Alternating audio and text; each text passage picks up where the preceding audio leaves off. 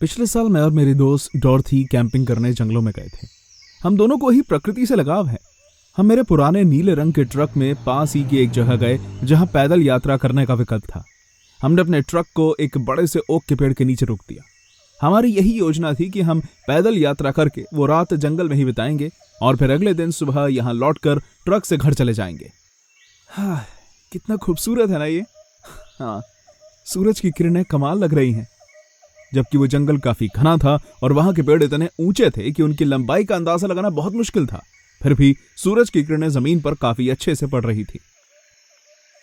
हमें वहां पहुंचे हुए तकरीबन 10 से 15 मिनट हुए होंगे जब हमने गोली चलने की आवाज सुनी। मैं शहर से बाहर ही पली बड़ी हूं, इसलिए मैं जानती थी कि वो आवाज एक शिकार करने वाली बंदूक की थी। वो क्या था? शायद कोई इन जंगलों में शिकार के लिए आया है। डॉर्थी और मैं आसपास देखने के लिए रुके। हम उम्मीद कर रहे थे कि जिसने ये गोली चलाई है वो दिखेगा, पर वहां कोई नहीं था। हमने किसी के भी पास आने की आहट नहीं सुनी, इसलिए इस बात को नजरअंदाज करते हुए हम अपने रास्ते की ओर बढ़ने लगे। इस घटना से हम डरे नहीं, क्योंकि जैसे कि मैंने पहले भी बताया, ये हमारी पहली कैंपिंग यात्रा नहीं थी। समय बिताते बिताते जंगल और भी ज्यादा घना होता जा रहा था, इसलिए हमने तय किया कि हम एक ऐसी जगह देखकर रुक जाएंगे जो साफ और सुरक्षित हो, ताकि वहां रात बिताई जा सके। आधे घंटे तक और चलने के बाद हमारे सामने 2 रास्ते आ गए। जंगल के अंदर 2 रास्ते जा रहे थे, एक दाएं ओर और एक बाएं ओर। हम ये तय करने की कोशिश कर रहे थे कि हमें किस दिशा की तरफ जाना चाहिए, जब हमें सूखे पत्तों की आवाज आई। कोई यहां आ रहा है, रुककर इंतजार करते हैं, शायद हम उस इंसान से रास्ता पूछ सकें। हाँ ठीक है। हम दोनों ही उस रास्ते की ओर देखने लगे, ये सोचते हुए कि कोई इस तरफ से आएगा, पर हमें ज्यादा इंतजार नहीं करना पड़ा। एक आदमी दाएं ओर से बाहर निकला। उसके एक हाथ में एक बड़े से शिकार करने वाली राइफल थी और दूसरे हाथ में एक बड़ा सा जंगली सुअर। डॉर्थी ने धीरे से मुझसे कहा, हमें पता चला किसने किसका शिकार किया। उस आदमी ने पहले हम पर ध्यान नहीं दिया, क्योंकि वो अपना सर नीचे करके चल रहा था, पर जैसे ही उसने अपना सर उठाया और हमें जंगल के बीचों बीच खड़े हुए देखा तो वो हैरान रह गया। वो वहीं रुक गया और कुछ देर तक हमें घूरता रहा। हम अपनी जगह पर वैसे ही खड़े रहे और उसका हमारी तरफ आने तक का इंतजार करने लगे। जैसे ही वो मेरे सामने आया तब मुझे उसका चेहरा ठीक से दिखा। उसके बाल बिखरे हुए थे, जैसे सदियों से कंघी ना की हो। उससे बहुत ही गंदी बदबू आ रही थी, जिसने हमारे आसपास की हवा को सांस लेने काबिल नहीं छोड़ा था। मरे हुए सूअर का खून उसके पूरे पैंट्स पर लगा हुआ था।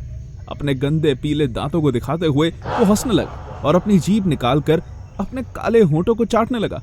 ये सब करते हुए उसने एक बार भी अपनी आंखें नहीं झपकाई और लगातार मेरी ओर देखता रहा। इस सब के दौरान मुझे इतना तो एहसास हो ही गया था कि आदमी सही नहीं है। बिना ये दिखाई कि हमें इस आदमी से खतरा लग रहा है, मैंने पहले खुद को शांत किया और फिर हिम्मत जुटाकर उससे पूछा, हेलो, क्या बता सकते हैं कि हमें कौन से रास्ता लेना चाहिए? ये तो उस बात पर निर्भर करता है कि तुम कितना अंदर तक जाना चाहती हो। डॉर्थी और मैंने एक दूसरे को देखा। हम उसके जवाब के पीछे का डबल मीनिंग समझ गए थे। कोई बात नहीं, वैसे भी वे अपना रास्ता ढूंढ लेंगे, ओके? हम उस आदमी को जवाब देकर उसके सामने से निकल गए, पर वो आदमी अपनी घटिया सी स्माइल के साथ वहीं खड़ा रहा। मैंने मुड़कर भी उसे देखा कि कहीं वो हमारा पीछा तो नहीं कर रहा होगा, मगर वो अपनी जगह से 1 इंच भी नहीं हिला, बल्कि अपनी जगह पर खड़ा रहकर हमें जाते हुए देखता रहा। कुछ देर चलने के बाद हमें आखिर कैंप लगाने के लिए एक जगह मिली गई। वो पेड़ों के बीचों बीच एक काली जमीन थी। डॉर्थी टेंट लगाने में व्यस्त हो गई और मैंने पास ही में लकड़ियों की मदद से आग जला दी। जैसे ही रात हुई, जंगल का वातावरण एकदम से बदल गया। आसपास के पेड़ और झाड़ियों से जुगनू निकल आए। बाकी कीड़े मकोड़ों और जानवरों की आवाजों ने वातावरण को और भी सुनसान बना दिया। मैंने चिकन पकाया और डॉर्थी ने बियर निकाल ली। एक लंबी यात्रा और उस अजीब से आदमी के साथ मुलाकात के बाद मेरा दिमाग कैंपिंग के असली मजे लेने के लिए थक चुका था। क्या तुम अभी भी उस आदमी के बारे में ही सोच रही हो? हाँ, कितना अजीब आदमी था वो। चिंता मत करो, शायद उसे 2 लड़कियों को जंगल में यात्रा करते देखने की आदत नहीं होगी। मुझे नहीं लगता उसे किसी भी लड़की को देखने की आदत होगी, घटिया कहीं का। पर किसी तरह मैं अपने दिमाग से उस मुलाकात को निकाल पाई और फिर मैंने सोने से पहले कुछ ड्रिंक्स पी। जंगल में बिताई उस रात हमने खूब मजे किए, बातें की, हंसे और फिर सोने चले गए। हमने सोचा था कि हम सुबह जल्दी उठेंगे और फिर वापस अपनी गाड़ी तक पैदल निकलकर घर चले जाएंगे। मुझे ठीक से टाइम नहीं याद, पर खरोंच आने जैसी आवाज से मेरी आंख खुली। मैंने थोड़ी ड्रिंक की हुई थी, इसलिए पहले मैंने उस आवाज को नजरअंदाज किया और सोने की कोशिश की, पर फिर अचानक मेरी नजर मेरे पैरों की तरफ गई। टेंट के अंदर आने का रास्ता एक जिप के जरिए बंद था और मैंने देखा कि कोई बाहर से धीरे धीरे उस जिप को खोल रहा था। मैं डर के मारे फौरन उठ गई और मैंने डॉर्थी को भी उठा दिया। डॉर्थी, हमारे टेंट के बाहर कोई है। क्या? इससे पहले कि हमें कुछ समझ आता, एक परिचित बदबू पूरे टेंट में फैल गई और वही आदमी जो सुबह हमें रास्ते में मिला था, उसने अपना चेहरा हमारे टेंट के अंदर घुसा दिया। मैं इस दृश्य को कभी नहीं भूल सकती। उसकी आंखों में एक हैवानियत थी जिसे देखकर मुझे उससे घिन आ रही थी। उसने कुछ नहीं कहा, बस हमें देखकर मुस्कुराता रहा। वो अंदर भी नहीं आया, बस वहीं बाहर खड़ा रहा। उससे इतने हैरान थे और पता नहीं किस सोच में डूब गए थे कि कुछ सेकंड्स तक हम हिले भी नहीं। वो आदमी फिर हंसने लगा और बोला, तुम्हारी जैसी लड़कियों को रात के इस वक्त यहां नहीं होना चाहिए। क्या चाहिए तुम्हें? तुम्हें पैसे चाहिए? हमारे बैग्स उठाओ और चले जाओ यहां से, नहीं तो तुम बहुत बड़ी मुसीबत में फंस जाओगे। मैं बड़ी मुसीबत में फंस जाऊंगा? तुम बहुत मजाकिया हो। तुम किसे बुलाओगी? पुलिस को? मुझे नहीं लगता। ऐसा कहते हुए उसने अचानक मेरे पैर को पकड़ लिया और मुझे खींचकर टेंट से बाहर निकालने लगा। मैं जितना हो सकता था उतनी जोर से मदद के लिए चिल्लाई, मगर डॉर्थी के अलावा वहां मुझे सुनने वाला और कोई नहीं था। डॉर्थी ने मेरा हाथ पकड़कर मुझे पीछे खींचने की कोशिश की, पर वो आदमी हम दोनों के मुकाबले बहुत ही ताकतवर था। उसने मुझे टेंट से बाहर धकेल लिया और फिर अपने जूते से मेरे पेट में जोर से एक लात मारी, जिसकी वजह से मैं उसे मिट्टी भरी जमीन पर सुन्न होकर लेटी रही। उसकी एक लात से मेरी आंखों के आगे अंधेरा छा गया। मैं वो दर्द सहन नहीं कर पाई। फिर मैंने उसे डॉर्थी के पास जाते हुए सुना। वो भी मेरी तरह चिल्लाई। मुझे याद आया कि मैंने अपने तकिए के नीचे एक चाकू रखा है, जरूरत में काम आने के लिए। मैंने अपनी पूरी ताकत जुटाकर जोर से कहा, डॉर्थी, मेरा चाकू तकिए के नीचे, उसे इस्तेमाल करो, उसे इस्तेमाल करो। वो आदमी ऐसी उम्मीद नहीं कर रहा था कि हम अपने साथ कोई हथियार लेकर आए होंगे, तो इससे पहले कि वो खुद को बचाने के लिए हम पर कोई वार करता, मैंने डॉर्थी की एक चीख सुनी और उसका ठीक बाद उस आदमी की दर्दनाक चीख निकली। वो अपने चेहरे को पकड़कर पीछे की ओर गिर गया। डॉर्थी टेंट से बाहर आ गई। उसने मुझे उठाने में मदद की और मैंने देखा कि उसने उस आदमी की आंख पर वार किया था। वो आदमी दर्द से कर्रा रहा था और साथ ही साथ हमें कोस रहा था। इस बात का फायदा उठाते हुए हमने अपने अपने बैग्स उठाए और अपनी गाड़ी की तरफ भागने लगे, और वो आदमी वहां नहीं रुका। वो भी उठा और दर्द में चिल्लाते हुए उसने अपनी आंख से चाकू को निकाला। डॉर्थी और मैंने उसे अपनी आंख से उस शिकार करने वाले चाकू को निकालते हुए देखा। उसका खून फुआरे की तरह बहने लगा। तुम दोनों बदसूरत दिखने वाली लड़कियों, तुम्हें क्या लगता है तुम मुझे हरा दोगी? मैं तुम्हारे टुकड़े टुकड़े कर दूंगा। मैं जंगली सूरों की तरह आज तुम्हारा भी शिकार करूंगा और तुम्हें मार के लटका दूंगा। हम अपनी जान बचाकर भागने लगे, पर वो पागल आदमी जिसकी एक आंख से खून बह रहा था तब भी हमारा पीछा करने लगा। उसके एक हाथ में चाकू था। हम एक पल के लिए भी नहीं रुके और ना ही हमने दोबारा मुड़कर पीछे देखा। जब हम आखिरकार अपनी गाड़ी तक पहुंचे, हम फौरन उसके अंदर बैठ गए। मैंने दोनों दरवाजे अंदर से बंद कर लिए, क्योंकि वो आदमी पूरी तेजी से हमारा पीछा कर रहा था और गाड़ी में घुसने की कोशिश करना चाहता था, पर मैंने उसे वो मौका नहीं दिया। नफरत और गुस्से से आंख बबूला होकर वो आदमी गाड़ी के आगे आकर खड़ा हो गया और वो बोनट पर पेशाब करते हुए पागलों की तरह हंसने लगा।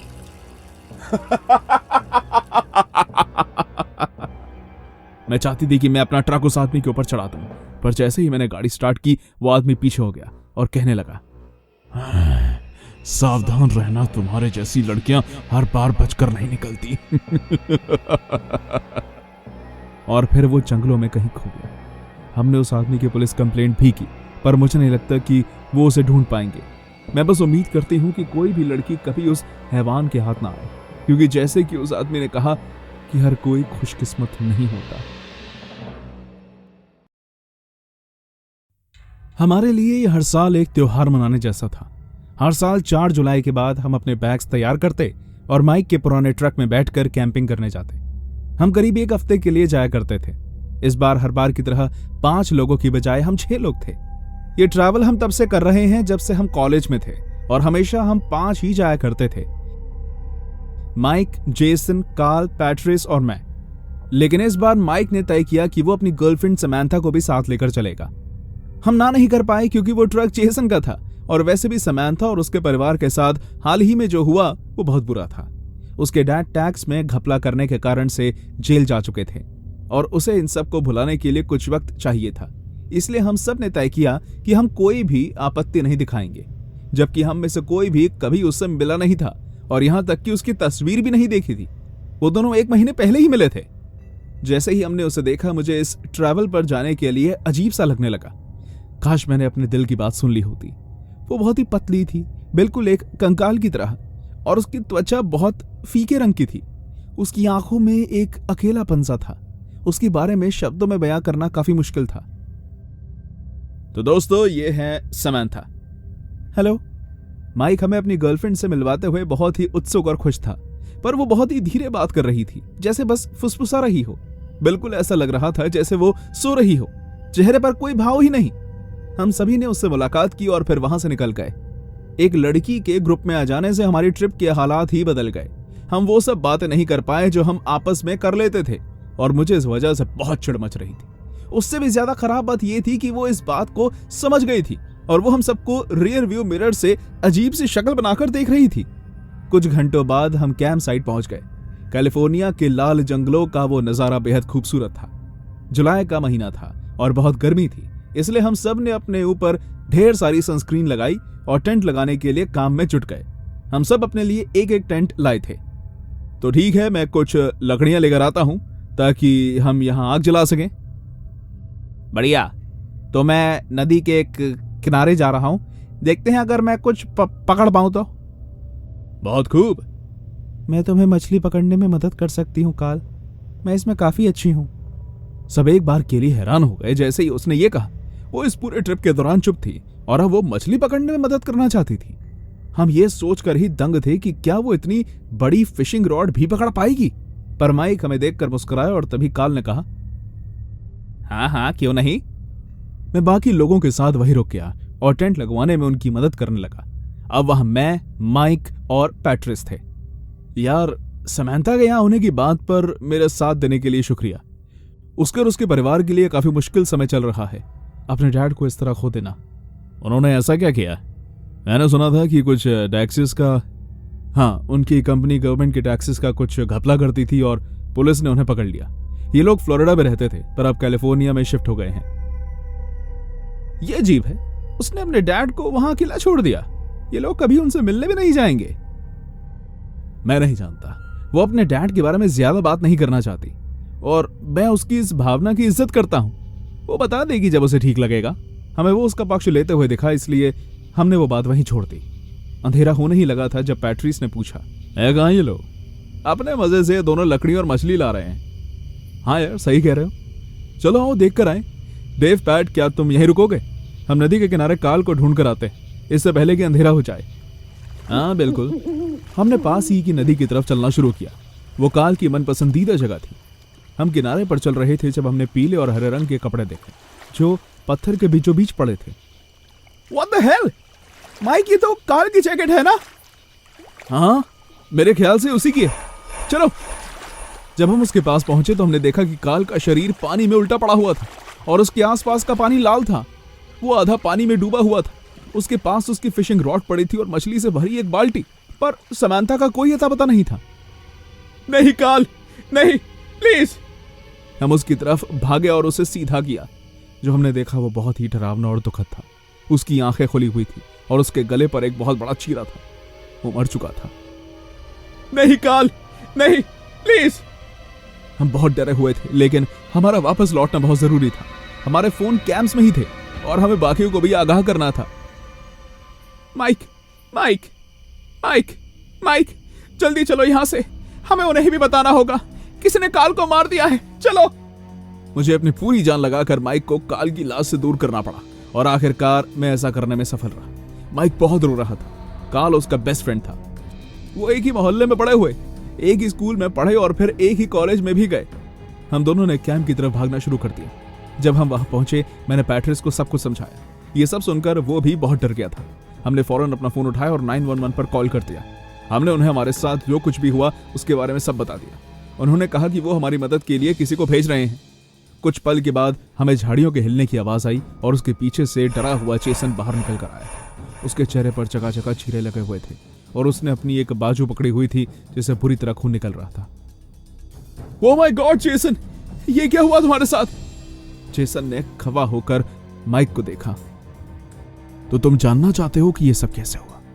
तुम्हारी पागल गर्लफ्रेंड ने ये मेरे साथ किया है। जब मैं लकड़ियां काट रहा था, मैंने कुछ आवाजें सुनी। मैं पीछे मुड़ा और वो मेरे पीछे खड़ी थी। उसके हाथ में चाकू था और उसने मुझ पर उससे अटैक कर दिया। क्या? नहीं, ये नहीं हो सकता। अब सब कुछ साफ साफ दिख रहा था। उसने पहले काल पर अटैक किया होगा जब वो फिशिंग करने में व्यस्त था, और उसके बाद उसने जेसन को भी मारने की कोशिश की। पैट्रिस ने दोबारा 911 पर कॉल कर दिया, पर इससे पहले कि हम में से कोई भी कुछ कर पाता, हमने झाड़ियों के पीछे से एक और आवाज आती हुई सुनी। अचानक जेसन ने हिलना बंद कर दिया। उसकी आंखें और भी ज्यादा बड़ी हो गई और उसका पूरा शरीर जैसे सुन्न पड़ गया।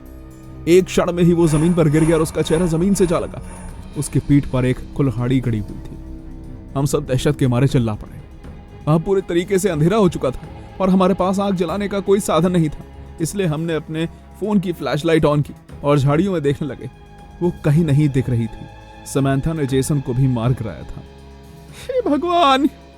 हम ट्रक की तरफ भागे और उसे स्टार्ट कर दिया। हम तेजी से सड़क की तरफ बढ़ने लगे और हमने सब कुछ पीछे छोड़ दिया। फिर माइक का फोन बजा। वो समंथा का कॉल था। उसने उसका फोन उठाकर स्पीकर पर डाल दिया। बेबी वापस आ जाओ, मुझे तुम्हारी बहुत याद आ रही और तुम्हारे दोस्तों की भी। तुम पागल हो समंथा? मुझे लगता है जैसा बाप वैसी बेटी, है ना? क्या मतलब है तुम्हारा? तुम कितने भोले हो।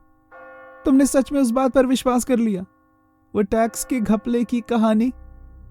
उसकी बात सुनकर मेरे होश उड़ गए। मेरी डैड की कोई कंपनी नहीं थी, वो एक आम इंसान थे, पर उन्होंने मेरी छोटी बहन को मार डाला। वो पूरी जिंदगी मुझे मारते रहे।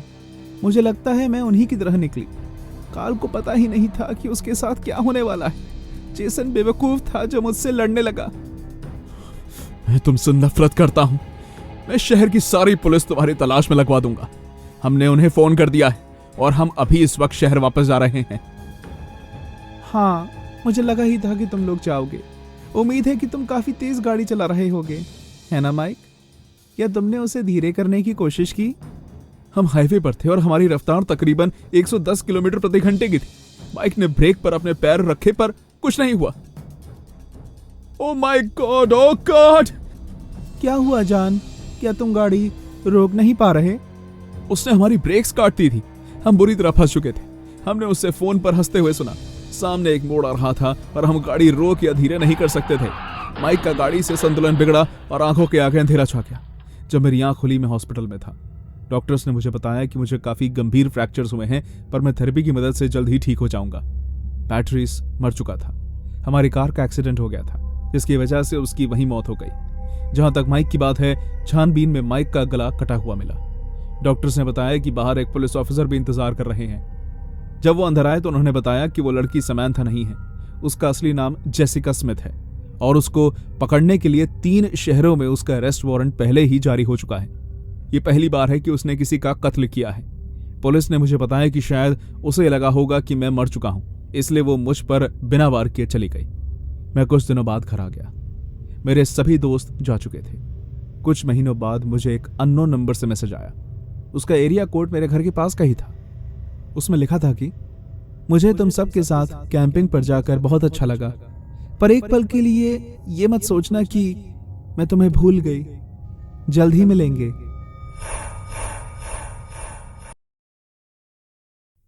ये कुछ साल पहले की बात है। मेरी गर्लफ्रेंड जेना और मैं हमारी पहली सालगिरह का जश्न मनाने के लिए जंगल में कैंपिंग के लिए गए थे। हम वहां कुछ दिन रुकने वाले थे और उसके बाद घर लौटने वाले थे। मुझे खेद है कि मैंने वो जगह चुनी। खैर, तो वहां ये हुआ। हम वहां सुबह जल्दी पहुंच गए थे। पेड़ों के बीच कैंप लगाने की अच्छी जगह थी और वो जंगल बहुत खूबसूरत था। हमने वहां अपना टेंट लगाया, पास ही में आग लगा ली और उस पर मार्शमेलोज भून लिए। जब हम बस सोने ही जा रहे थे, जेना ने कहा, क्या तुम जानते हो कि यहाँ थोड़ी ही दूरी पर एक जेल है जो अब बंद पड़ा है और वहां कोई नहीं होता? मैं जानता था वो किस जगह की बात कर रही है और ये भी कि क्यों। जेना को शहर में रहना पसंद था और मुझे उससे बाहर। यह मेरे साथ आने के लिए मुझे उसे काफी मनाना पड़ा था। उसे काली और पुरानी जगहों की खोज करना बहुत पसंद था, जैसे कि खाली मॉल्स, हॉस्पिटल्स और पता नहीं क्या क्या। इन सब जगहों पर जाने के लिए उसका एक समूह भी था जो शहर के अन्वेषण पर जाते थे। मैं इनमें बिल्कुल शामिल नहीं होता था। मुझे इसके बारे में कुछ नहीं पता, और इससे पहले कि तुम्हारे दिमाग में कोई भी ख्याल आए हमें सो जाना चाहिए। पर मैं कभी किसी जेल की खोज पर नहीं गई। चलो ना प्लीज, मजा आएगा। सुनो जना, यहां सिर्फ हम दोनों हैं ना। तुम अक्सर अपने क्रू के साथ काम करती हो। हमें सुरक्षित रहने के लिए एक पूरी टीम की जरूरत है। तुम और तुम्हारे दोस्त कभी भी यहां दोबारा वापस आ सकते हो। वो मुझसे नाराज हो गई और पलटकर लेट गई और सोने का नाटक करने लगी। अगले दिन वो सुबह जल्दी उठ गई और आग के पास बैठकर नाश्ता बना रही थी। मॉर्निंग जान, आओ नाश्ता कर लो। उसने मुझे एक कप कॉफी, बेकन और ऑमलेट बनाकर दिया। तो क्योंकि अब सुबह हो चुकी है, तो क्या तुम मेरे साथ उस खाली जेल में चलना चाहोगे? ठीक है, पर हम वहां ज्यादा देर तक नहीं रुकेंगे, ओके? हम दिन में ही वहां से वापस आ जाएंगे और हम दोनों अपने अपने चाकू लेकर जाएंगे। हमने अपने बैग्स उठाए और आगे की तरफ बढ़ने लगे। मैंने अपने पास फ्लेयर गन भी रखी हुई थी अगर जरूरत पड़ जाए तो। कुछ दूर चलने के बाद हमें वो जगह मिल गई। वो बिल्डिंग ऐसी लग रही थी जैसे कि वहां कोई तूफान आया हो। कुछ दीवारें बुरी तरह टूटी हुई थी और उन पर पेड़ों की डालियां लिपटी हुई थी जो खिड़की की मदद से अंदर की ओर जा रही थी। वाह, ये कितनी मजेदार है। लगता है कि ये 30 के दशक में बनी थी। मुझे यकीन है कि हम अंदर जा सकते हैं। वो उस जगह आकर बहुत ज्यादा खुश थी। हम दरवाजे के करीब गए। उन्हें जंग लगा हुआ था पर वो काफी आसानी से खुल गया था। हम अंदर गए। वो जगह बिल्कुल खाली थी और हैरानगी की बात यह थी कि सभी कमरों के दरवाजे खुले हुए थे। दीवारें बुरी तरह काली थी जैसे कि वहां कभी आग लगी हो, पर बाहर आग लगने जैसे कोई निशान नहीं थे। हम एक जेल से दूसरी जेल फोटो खींचते हुए गए। जना वॉइस रिकॉर्डर पर बोल रही थी। तभी हमने हमारे पीछे से एक जोर से कुछ बंद होने की आवाज आई। जब हमने पीछे मुड़कर देखा तो जिस दरवाजे से हम आए थे वो दरवाजा बंद था। ये क्या था?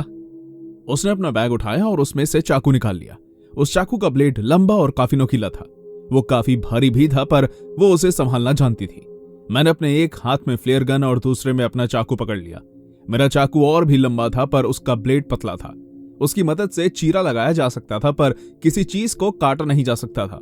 अगर कोई सामने आता है तो मैं ज्यादा से ज्यादा उसे कुछ वक्त के लिए फ्लेयर गन की मदद से अंधा कर सकता था, पर कोई नहीं आया। हमें यहां से बाहर निकलना होगा, ओके? मैंने कहा। उसने अपना सर हिलाकर हाँ कहा। हम दूसरी ओर चलने लगे। हम जिस दरवाजे से आए थे उसी से वापस जाने का जोखिम नहीं उठा सकते थे। हम उस हॉलवे के आखिर तक पहुंच गए। वहां से जाने के 2 रास्ते थे, एक दाएं ओर जाता था और दूसरा बाएं ओर। हमें साथ रहना चाहिए। मुझे अब और डर लग रहा है। वो एक जानवर होगा ना, है ना? मैं ऐसे ज्यादा जानवरों के बारे में नहीं जानता जो खुद से दरवाजा बंद कर सकते हो, पर मैंने जना से कहा हाँ बिल्कुल। मैं उससे बहुत नाराज था क्योंकि उसने हम दोनों को इस जगह फंसा दिया था, जबकि हम दोनों अकेले एक अच्छा वक्त कैंप में ही बिता सकते थे। हम उस जेल के जितना अंदर जाते रहे उतना ही खतरनाक नजारे हमारे सामने आते रहे। हमें वहां लाशें दिखने लगी। वहां लोगों के कंकाल पड़े हुए थे जिन्हें जेल में ही सड़ने के लिए छोड़ दिया गया था। यहां कुछ बहुत ही बुरा हुआ है। शायद कोई जंग हुई हो, शायद यहां आग लग गई हो, पर फिर ये ढांचा इतना सलामत कैसे है?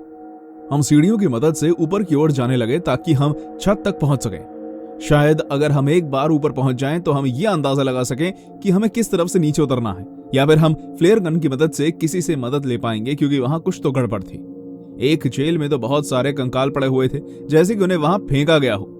वहां बदबू बहुत ही बुरी थी। ऐसा लग रहा था जैसे कोई 50 साल से यहां आया ही ना हो।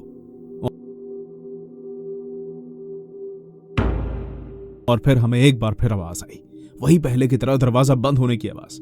हमारे पीछे का दरवाजा एक बार फिर बंद हो गया था। हमें सीढ़ियों की तरफ भागना शुरू किया।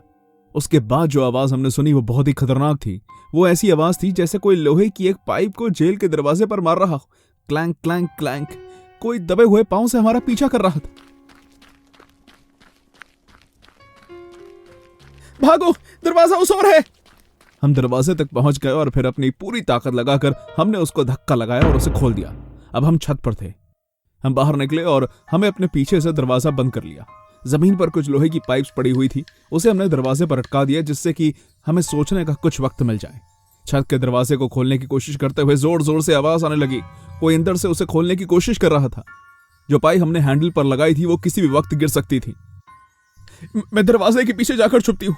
जैसे ही वो बाहर निकलेंगे तुम उस पर फ्लेयर गन से वार कर देना और अभी एक फ्लेयर गन आसमान में फायर कर दो। मैंने वही किया जो उसने कहा था। एक फ्लेयर आसमान में इस उम्मीद से कि शायद कोई देख ले और मदद के लिए आ जाए, और फिर वो अपनी जगह जाकर खड़ी हो गई। जैसे ही वो दरवाजा खुला, एक आदमी मेरी तरफ भागते हुए आया। वो लंबा था, उसके सर पर बाल नहीं थे और उसके चेहरे पर निशान थे। जना दरवाजे के पीछे खड़ी थी और अब वो उस आदमी के पीछे आकर खड़ी हो गई थी।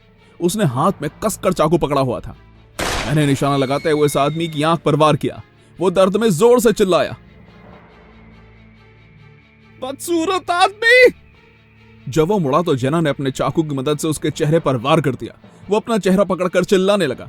उसका पैर फिसला और वो नीचे गिर गया। हाँ, बढ़िया काम किया जान, मैं चिल्लाया, पर उस वार से उसका ज्यादा कुछ नहीं बिगड़ा। उस आदमी ने जना को उसकी एड़ियों से पकड़ा और उसे नीचे गिराकर खुद फौरन खड़ा हो गया। उसने जना के हाथ से चाकू लिया और इससे पहले कि मैं कुछ कर पाता उसने उस चाकू को मेरी ओर फेंका। मैंने उससे बचने के लिए अपनी बाजू उठाई और वो मेरी एक बाजू पर आकर टकरा गया। चाकू लगने के दर्द से मैं जमीन पर गिर गया और धीरे धीरे होश खोने लगा, पर वो जना की ओर बढ़ रहा था। नहीं, दूर हो जाओ मुझसे, मैंने कहा दूर हो जाओ मुझसे। उसने उसका गला पकड़ा और उसे हवा में उठा दिया। दूसरे हाथ से उसने अपनी बेल्ट पर लगे चाकू को निकाला और उससे जना के पेट पर वार कर दिया। उसने बार बार उस पर वार किया जब तक जना ने लड़ना बंद नहीं कर दिया। नहीं, शैतान! मैं बहुत डर गया था और जना को खोकर बहुत दुखी था, पर मैं जानता था कि मुझे यहां से भागना होगा। वो आदमी अब मेरी तरफ बढ़ने लगा। वो मुस्कुराया और मेरी ओर भागने लगा। जैसे ही उसने मेरी तरफ अपना चाकू फेंका, मैंने उससे बचने के लिए साइड हो गया। वो मुझ पर उससे वार करना चाहता था। मैंने उसके गले पर वार करने के लिए चाकू उसी की ओर फेंका, पर वो उसके पेट पर जाकर लगा। वो दर्द से चिल्लाया, पर वो जिंदा था। जना मर चुकी थी, पर मुझे जीना था। मैं सीढ़ियों से नीचे भागने लगा। उससे मेरा पीछा करने में तकलीफ होने लगी और मैंने इस बात का फायदा उठाया। मैं रास्ता भूल चुका था और खो गया था, पर फिर हमारे ही पैरों के निशान को देखते हुए भागने लगा और आखिरकार बाहर निकलने में सफल हुआ। इस घटना को अब काफी साल हो चुके हैं। मैं फौरन पुलिस के पास गया और उन्होंने उस जगह की तलाशी ली। उन्हें जना मिल गई और उस शैतान के साथ हुई लड़ाई के सबूत भी मिले। पुलिस ने मुझे बताया कि उस आदमी का डीएनए एक कैदी से मिलता था जो कि एक सीरियल किलर था। उसने अपनी ही मौत का नाटक किया था और उस जेल में कई सालों से रह रहा था। अब उस आदमी की तलाश जारी है, क्योंकि जब पुलिस खोज करने उस जेल में और उसकी आसपास की जगहों में गई थी तब वो वहां नहीं मिला और किसी को भी उसकी पहचान नहीं हुई। सरकार कहती है कि वो उस जेल को नष्ट कर देगी और उस आदमी को ढूंढने की नई छानबीन शुरू करेगी ताकि इंसाफ मिल सके, और मैं इसमें उनका साथ दूंगा। मैं उस आदमी को ढूंढने में मदद करूंगा और उससे अपना बदला लूंगा।